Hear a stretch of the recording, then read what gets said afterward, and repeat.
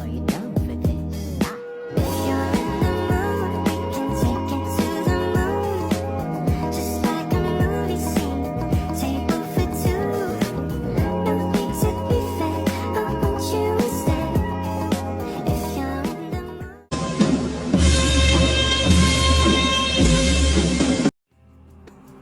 Di dalam sejarah peradaban Islam terdapat 3 kerajaan besar Islam yang pernah tercatat dalam sejarah. Ketiga kerajaan tersebut adalah Ottoman Empire. Sejarah berdirinya Turki Utsmani. Turki Utsmani adalah kerajaan lintas benua yang didirikan oleh suku Turki di bawah pimpinan Utsman Bey di barat laut Anatolia pada tahun 1299 Masehi. Wilayah kekuasaannya terdiri antar lintas benua yang meliputi Asia, Afrika, dan Eropa. Utsmani mengakhiri riwayat kekaisaran Romawi Timur dengan ditaklukkannya Konstantinopel oleh Khalifah Muhammad Al-Fatih pada tahun 1453 Masehi. Selanjutnya bangunan peninggalan kerajaan Turki Utsmani. Yang pertama Hagia Sophia. Hagia Sophia merupakan bangunan kuno bersejarah yang pada kerajaan Romawi adalah sebuah gereja dan dialihfungsikan menjadi masjid pada kekuasaan Khalifah Muhammad Al-Fatih pada tahun 1453 Masehi. Yang kedua Istana Topkapi. Istana Topkapi adalah istana kediaman resmi Sultan Utsmania selama lebih dari 600 tahun. Yang ketiga, Blue Mosque atau Masjid Biru. Masjid ini dibangun antara tahun 1609 sampai 1616 Masehi atas perintah Sultan Ahmad I. Masjid ini terletak di Konstantinopel. Selanjutnya faktor kemunduran Turki Utsmani.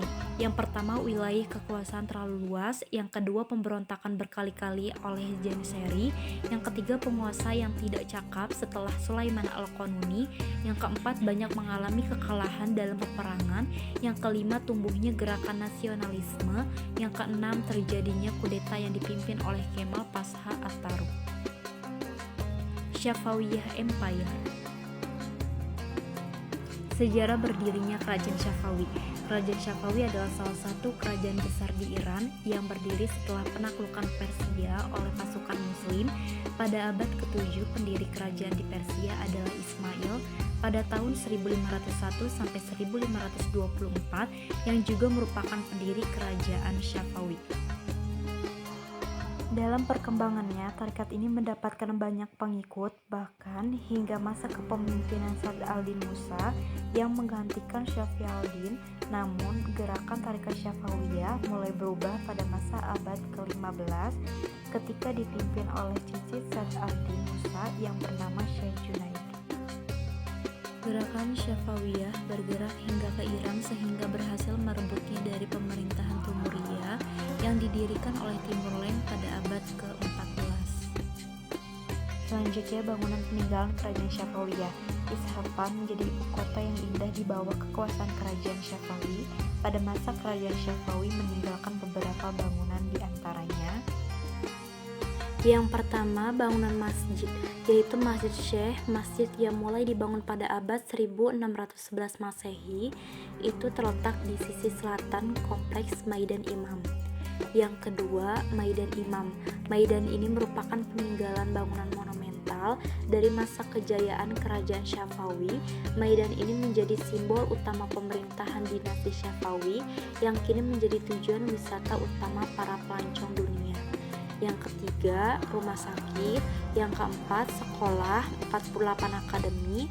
Yang kelima, istana raja. Yang keenam, jembatan Khaju. Jembatan kini ini yang berdiri megah di pasar dulu.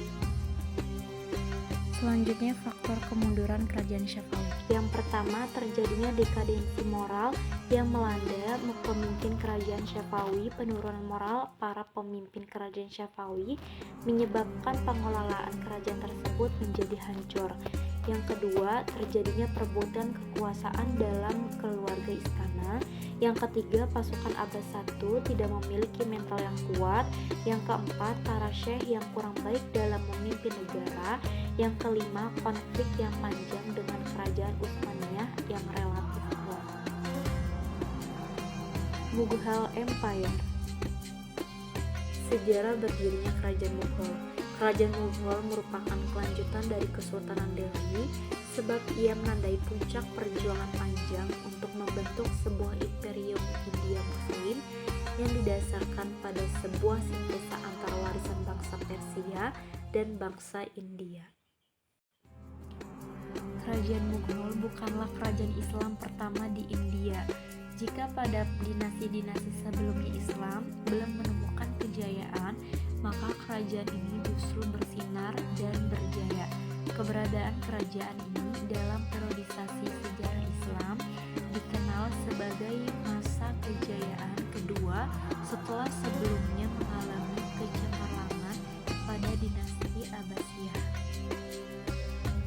Kerajaan Mughal didirikan oleh Jahiruddin Muhammad Babur pada tahun 1526 sampai 1530 Masehi. Salah satu cucu dari Timur Leng, ayahnya Umar Mirza, penguasa Ferghana. Pada 21 April 1526 Masehi, terjadilah perhimpunan pertempuran yang dahsyat di Panipat. Dengan demikian, berdirinya Kerajaan Mughal di India, bahwa Kerajaan Mughal merupakan warisan kebesaran Timur Leng dan bukan warisan India yang asli. Selanjutnya, khalifah yang paling berpengaruh di Kerajaan Mughal. Kesultanan Mughal mencapai puncak kejayaannya pada masa pemerintahan Akbar pada tahun 1556 sampai 1605 Masehi. Di bawah kendali Akbar, kesultanan ini tidak hanya maju di bidang politik dan militer, tetapi juga di bidang ekonomi, pendidikan, arsitektur, seni dan budaya, serta keagamaan. Kerajaan yang diraih Akbar masih dapat dipertahankan oleh 3 sultan berikutnya, yakni Jahangir pada tahun 1605 sampai 1628 Masehi, Shah Jahan pada tahun 1628 sampai 1658 Masehi, dan Alamgir pada tahun 1658 sampai 1707 Masehi. Pada periode ini, Mughal memiliki pertahanan militer yang tangguh dan suka ditaklukkan stabilitas politik karena sistem pemerintahan yang diterapkan Akbar juga membawa kemajuan dalam segala bidang lainnya. Selanjutnya, faktor kemunduran Kerajaan Mughal. Mughal adalah salah satu kerajaan Islam yang tinggal sekitar 342 tahun, mulai dari Sultan Syahrudin Muhammad pada tahun 1483 sampai 1530 Masehi, sampai Sultan Sirajuddin Bahadur Syekh pada tahun 1837 sampai 1558 Masehi. Ada 2 faktor penting yang menyebabkan kerajaan Mughal berpisah dan menghadapi kemunduran karena tidak ada sistem dan mekanisme suksesi kekuasaan, dan juga kurangnya integritas kepemimpinan generasi selanjutnya. Gaya hidup hedonisme juga menjadi penyebab utama situasi politik yang rumit di kerajaan, apalagi kebijakan politik yang cenderung lebih puritan dan ideologis juga merusak sistem pemerintahan. Faktor internal tersebut kemudian menyebabkan lemahnya kontrol politik dan kekuasaan kerajaan yang tidak berdaya di depan kerajaan lainnya. Akibatnya banyak pemberontakan terjadi di mana-mana.